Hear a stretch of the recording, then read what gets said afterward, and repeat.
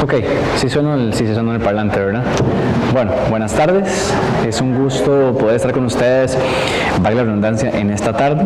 La idea de hoy es aprovechar el tiempo lo más posible y sobre todo que ustedes también vayan anotando todas sus dudas, todas sus consultas, todas las preguntas, porque tendremos un espacio específico donde vamos a hablar o a tener una oportunidad de aclararlas. Entonces es muy importante, sobre todo, más que solamente la información que vamos a ver dentro de la presentación y lo que poco a poco voy a ir explicando, sí es muy válido que tengamos la oportunidad de hacer esas preguntas.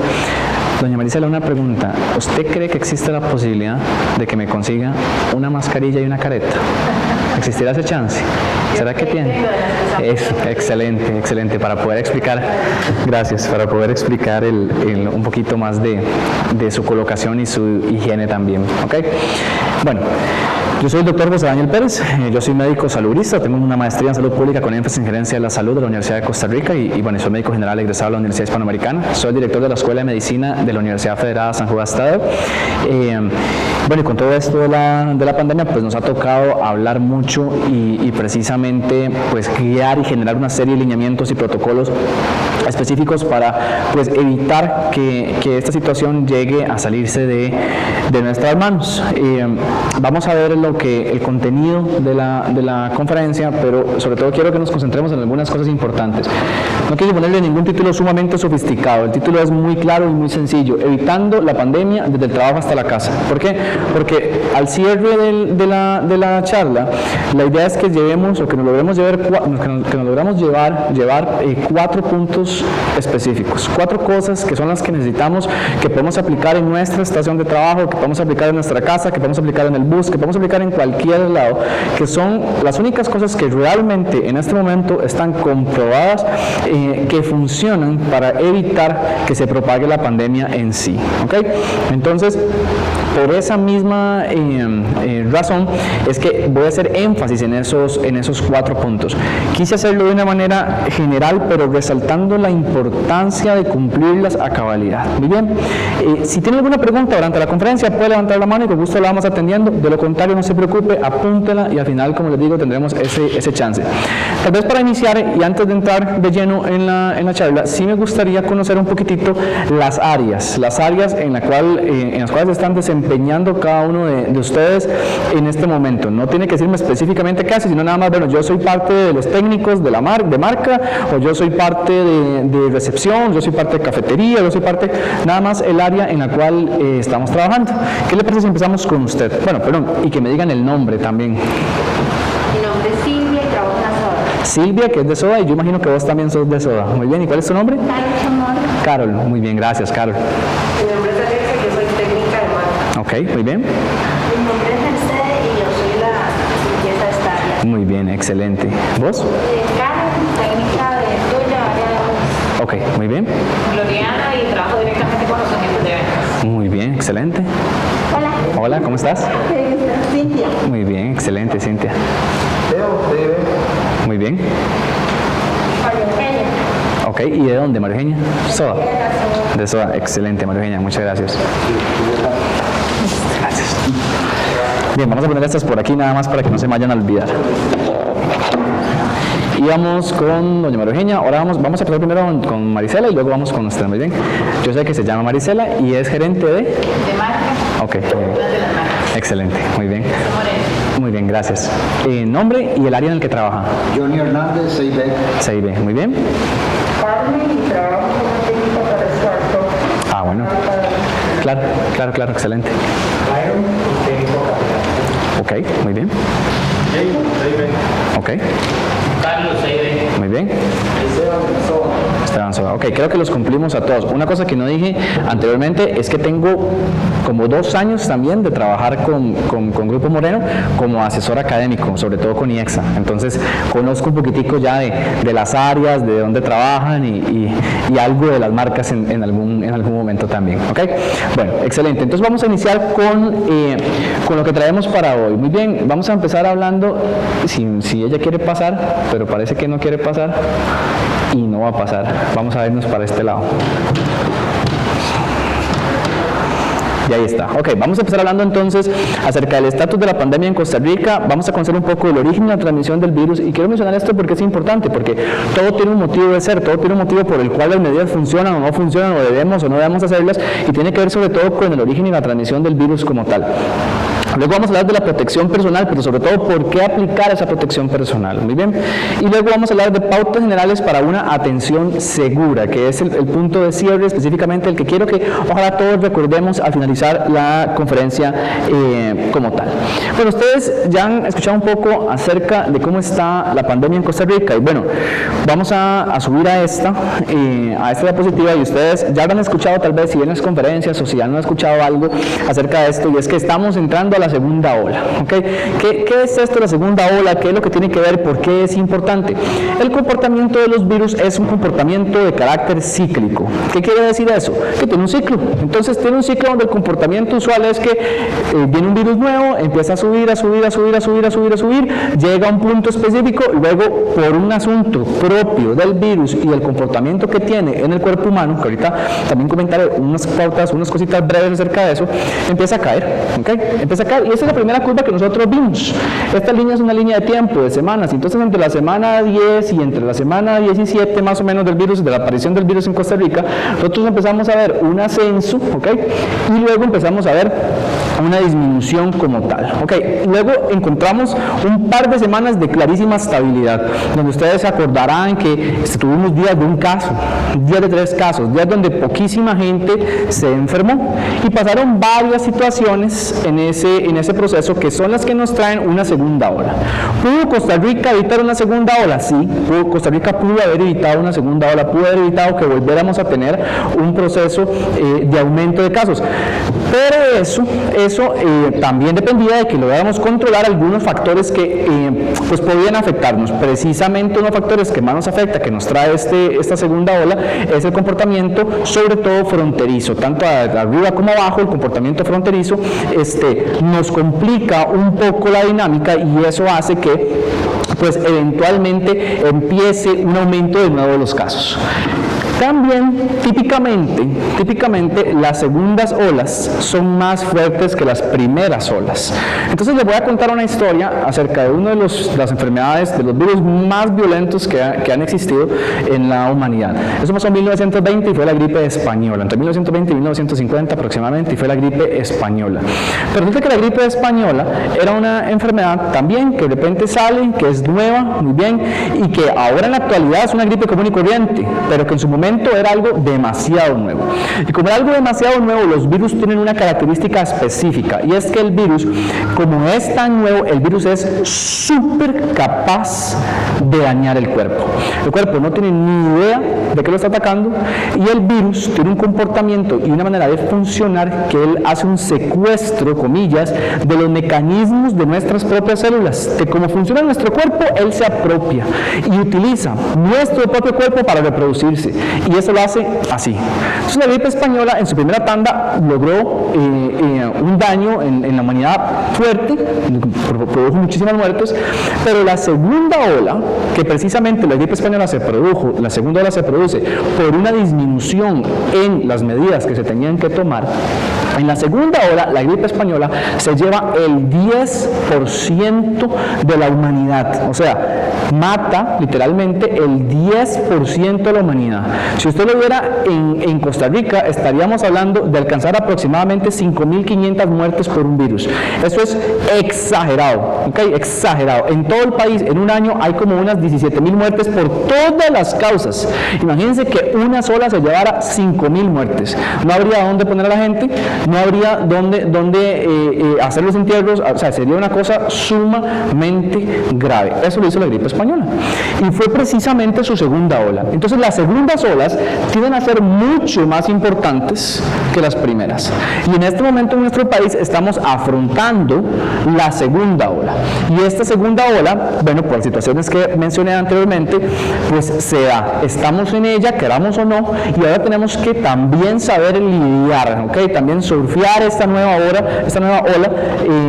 de pandemia, que también será cíclica. Eso quiere decir que alcanzará un pico y que podrá bajar. ¿Qué tan grande será ese pico y cuándo se va a alcanzar? No lo sabemos, No sabemos, no tenemos ni la más mínima idea. Pero sí sabemos que depende de usted y de mí que eso no llegue a ser más grande, ¿ok? Y solamente depende de usted y de mí. ¿Por qué razón? Porque gubernamentalmente no hay nada que podamos hacer para evitar que eso se dé, ¿ok? Supongamos inclusive que el gobierno mañana dice vamos a hacer un encierro completo otra vez, nadie sale, en Costa Rica no hay ejército para hacer esto, pero bueno, nadie sale de su casa, aún en el encierro, países como España, como Italia, como bueno, México, Chile, Brasil, Estados Unidos, los casos siguen aumentando. ¿Por qué? Porque es el comportamiento de un virus, así funciona un virus. Hay que esperar a que su ciclo se acabe, que vuelva a bajar, y eso genera inmunidad, resistencia, nos hace un poco más fuertes, ¿ok? Eso sí, a los que logremos salir avantes, ¿ok? Y pues ya pues, disminuye un poco el riesgo que podamos tener más adelante. Ok, como ustedes ya saben, hay un calendario de aperturas, ¿ok? Nuestro país hizo un proceso de retorno a las diferentes actividades económicas por varias razones. Ok, una de las razones fundamentales es muy sencilla, la economía no da, y la salud no solamente se compone de que yo pueda respirar, la salud también se compone, no solamente yo respiro, tengo pulso, estoy saludable, no funciona así. La salud también tiene que ver con un asunto de salud mental, también tiene que ver con un asunto de que sí, si yo puedo, yo tengo pulso y respiro, pero no tengo comida, pues también me voy a morir de otra cosa, pero me voy a morir.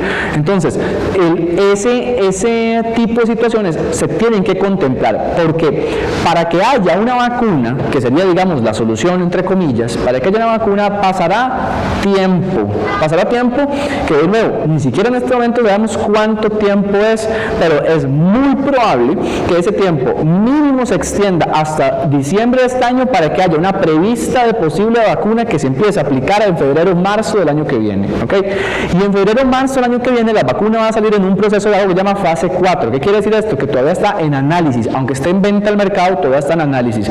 No se la van a poner a 7 billones de personas de la noche a la mañana, ¿ok? Sino que se la van a ir haciendo, lo van a ir haciendo paulatinamente para también identificar ciertos efectos. O sea que muy probablemente usted y yo encontraremos una vacuna para esto a mitades de año o más allá del año que viene, ¿ok? O sea, a un año plazo de aquí.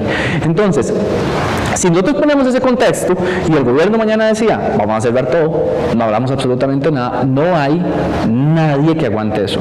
No hay empresa, no hay organización, el sacrificio no solamente a nivel económico, sino también a nivel de educación. El sistema de educación podrá decir día y noche que va a hacer las cosas virtuales, que si alguno de ustedes es papá, sabe lo complejo que ha sido el sistema virtual del gobierno. Entonces, es insostenible, se tiene que reabrir, y para eso está bien que haya un calendario de reapertura, pero esa reapertura tiene que ser segura.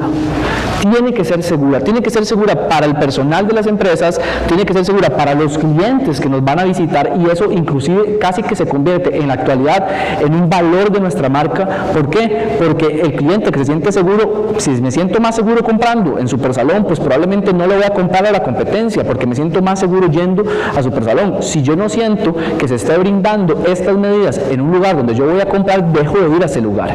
Entonces, tiene que ser muy segura para nuestros clientes, pero sobre todo, y aquí me voy al contexto personal, tiene que ser segura para nuestras familias. ¿Cuántos de ustedes tienen en casa o conocen o tienen algún familiar que padece de la presión? Levante la mano. 1, 2, 3, 4, 5, 6, 7, 8, 9. ¿Cuántos del azúcar? 1, 2, 3, 4, 5, muy bien. ¿Cuántos con alguna enfermedad un poquito más severa, como alguna enfermedad oncológica, como cáncer, por ejemplo?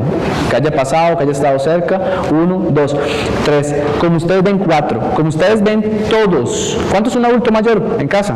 Un abuelo, una abuela. ¿Ok? Un papá, una mamá. ¿Ok? Entonces, todos tenemos a alguien a quien proteger, no solamente a nosotros mismos, ¿ok? Sino que también tenemos a alguien a quien proteger. Y no mencioné niños, pero hay una cosa particular en Costa Rica hay una cosa particular, y es que los niños se han convertido en agentes no solamente transmisores, sino que también se han enfermado de esto, ¿ok? Que no han terminado en cuidados intensivos, no, por dicha, gracias a Dios, pero bueno, ¿para qué vamos a arriesgarnos en este proceso? Hay unos datos, unos números interesantes, y lo dijimos mucho al principio de la pandemia, y creo que eso indujo a que la gente se medio relajara un poquito.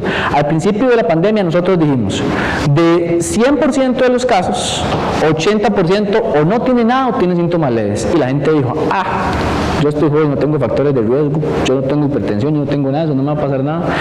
15% de esas personas van a tener una enfermedad un poco más grave y tal vez ocupen hospitalización. Y 5% de fijo van para el hospital. 3% es la mortalidad en este proceso. Y nosotros dijimos también, cometimos el error a la hora de informar, de que ese 3% usualmente eran las personas con factores de riesgo. Es cierto, son las más propensas, pero eso no quiere decir que son las únicas. Eso quiere decir que si yo tuve la suerte de estar dentro del 100% de infectados, yo también tengo riesgo. Va a depender de cómo mi cuerpo reaccione, va a depender de lo que sepa y no sepa, inclusive de que padezca yo o que no padezca y que tal vez no lo sepa, de cómo se va a comportar mi cuerpo. Entonces, por eso es importante protegernos en todo sentido. ¿Dónde se origina el virus y cómo se transmite? Esto lo voy a pasar relativamente rápido. Este virus se da en Wuhan, que es una capital de la provincia de Hubei, donde hay más de 11 millones de habitantes en 8.500 kilómetros cuadrados. O sea, hay mucha gente en un espacio muy pequeño. Y este virus tiene una característica, y es que así se propaga cuando usted está muy cerca, cuando usted no tiene la medida de higiene, cuando usted no porta la mascarilla en los espacios que tiene que portarla, ¿okay? Y eso produce entonces que el virus se propague de manera muy rápida.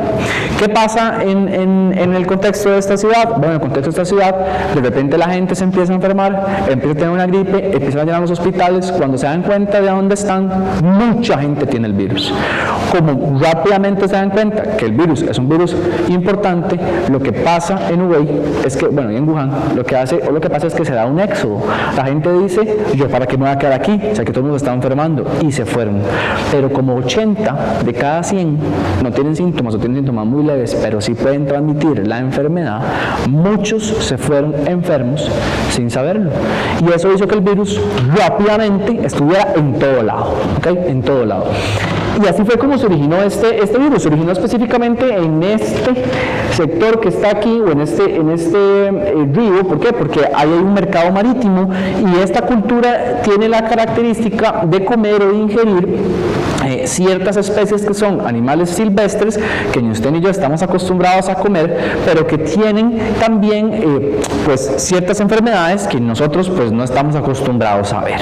Y en este caso particular, este virus tiene la característica de que la mayor parte de su ADN proviene del murciélago.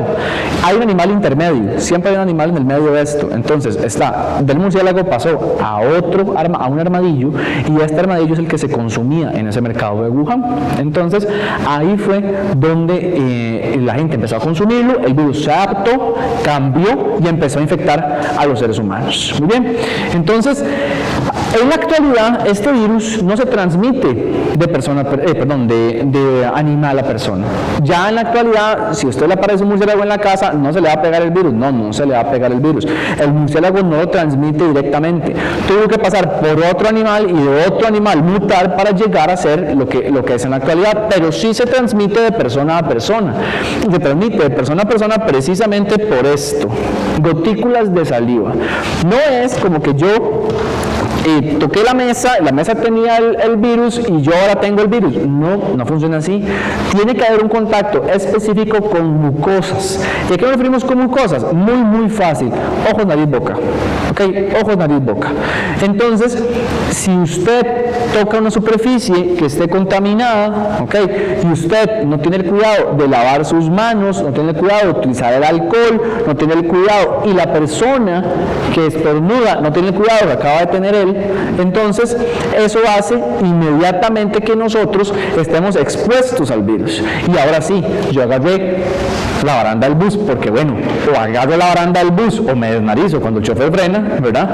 Y agarro y me toco la nariz, me toco los ojos, y me muero una uña, y ahí es donde el virus ingresa a mi cuerpo. Y quería resaltar esto porque es precisamente lo que nos da pie para decir qué tenemos que hacer para que no nos dé el virus como tal, y que de una manera más segura podamos entonces reintegrarnos a la sociedad como tal.